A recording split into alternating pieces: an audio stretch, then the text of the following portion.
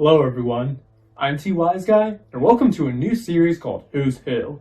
In this series, I will showcase some of my favorite comic book characters, in which I'll dive into some fast facts about the character first, and then I'll look at their biography, and finally give my thoughts on their adaptations.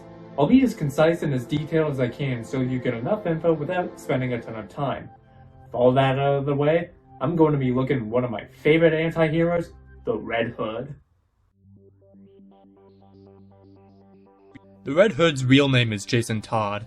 He is 6 feet tall or 182.88 centimeters, weighs 200 pounds or 90.7 kilograms, and has black hair and blue eyes. He first appeared in Batman 1940 number 357, but was later revised in Batman 1940 number 402, and first appeared as the Red Hood in Batman 1940 number 635. His powers and skills include world-class detective skills, expertise in hand-to-hand combat, high level of intelligence, great gymnast skills, natural leadership, and expertise in marksmanship. The original Jason Todd was almost a carbon copy of Dick Grayson, the original Robin. He and his parents were acrobats in a circus, and they eventually found out that Bruce Wayne was Batman. However, his parents were murdered by Killer Croc, while Jason stumbled into the Batcave and found a Robin suit. He then helped defeat a gathering of Batman's rogues and was taken under Batman's wing to be the new Robin. You may be confused as to why Batman needed another Robin, and it is because the original, Dick Grayson, felt like he was being treated as a kid by Bruce, so he left to form the Teen Titans and he eventually became Nightwing. After DC's seminal Crisis on Infinite Earths event, Jason Todd's origin was totally retooled. One day when Batman went down to Crime Alley, the same place his parents were murdered, to check out Ma Gunn's school for boys, he discovered that the Batmobile had its two front tires stolen. He laughed, thinking, "I have to hand it to him. It takes stones to rip off the Batman's buggy." Soon the thief, Jason, returned to steal the remaining tires. However, Batman confronted him right when he returned. Jason retaliated by hitting him in the stomach with a tire iron, retreating to his dilapidated home afterward. Batman followed him into there and asked the lone Jason where his parents were, to which Jason revealed that his father, Willis, was in jail and his mother, Catherine, was dead. Batman wanted to help Jason, so he enrolled him in Ma Gunn's school for boys to give him an education. Little did he know, however, that Ma Gunn was a gang leader who taught boys how to be criminals. Jason later revealed this to Batman, leading Batman to vanquish Ma Gunn's gang and reward Jason by taking him under his wing as the new Robin. From there, he taught Jason all the essentials, from martial arts to computer science to even marksmanship, ironically enough. Unlike Dick Grayson, Jason had a short temper, was prone to fits of emotion, and desired to kill criminals. When looking up Two-Face on the Batcomputer, he found out that he murdered his father and tried to strangle him in their next encounter. However, he failed and ended up defeating him with Batman with non-lethal methods. One day, Jason and Batman tracked down a gang of child pornographers, but Jason lashed out headfirst into the gang without waiting, angering Batman in the process.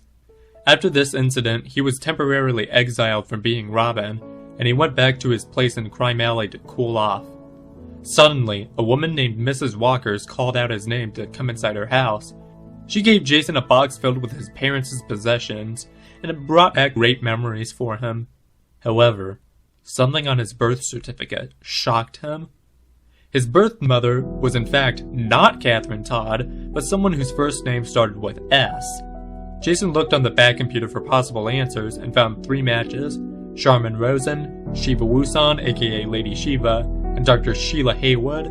Jason traveled first to Israel, borrowing some of Bruce's money in the process, and then to Lebanon to find Charmin, and cross paths with Batman, who was hunting the Joker. Conveniently, both Shiva and Charmin were in Lebanon, however neither of them were Jason's mother. They then traveled to Ethiopia to find Sheila Haywood, who was indeed his original mother.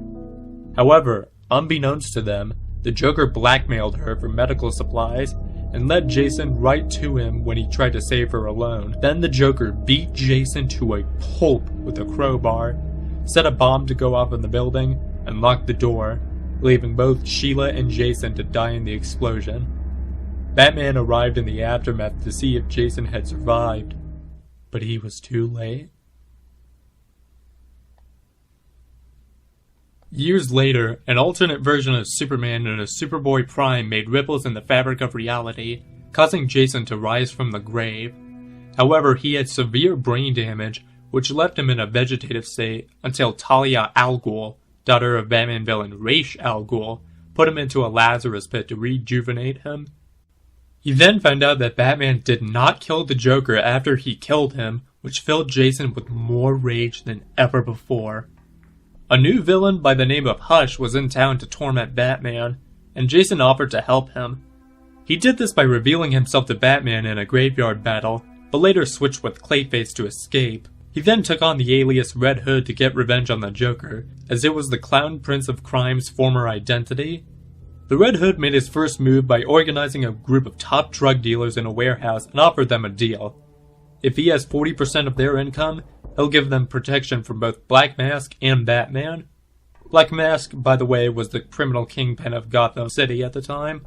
He prevented their escape from the deal by showcasing the decapitated heads of the previous leaders of the drug trade. He made another move on Black Mask by taking a large shipment of kryptonite from him, and Black Mask made a deal by sending over Mr. Freeze along with millions of dollars.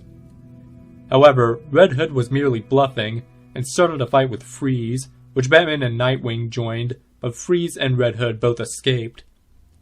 Later, Batman and Red Hood engaged in combat, and at the end, the Red Hood finally revealed himself to Batman as Jason Todd.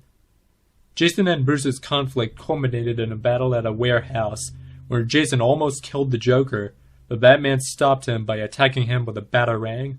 The Joker then blew up the building, leaving no trace of him or Jason.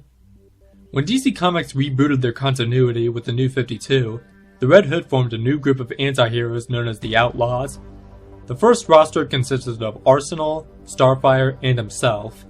It started when he rescued Arsenal from prison with the help of Starfire, and they later took refuge in Starfire's spaceship. Starfire later left the group, leaving Jason with Arsenal. When DC returned to its roots with Rebirth, the lineup was changed to Artemis and Bizarro. In the last parts of the comic, the Red Hood was given a new design that took a more literal interpretation of his code name. There were two notable changes to Jason Todd's origin as the Red Hood. For one, Superboy Prime had been erased, and he was simply resurrected with a Lazarus pit.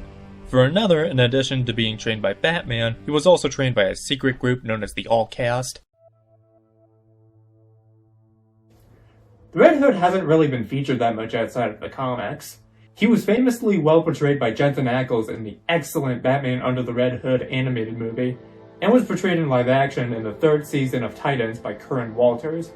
I think he did a very good job portraying the character's brutal nature, even though he isn't aesthetically accurate to me. Well, that's enough for today. If you enjoyed the video, make sure to leave a like. If you're interested in more content, be sure to subscribe. See you next time, and don't forget to be awesome.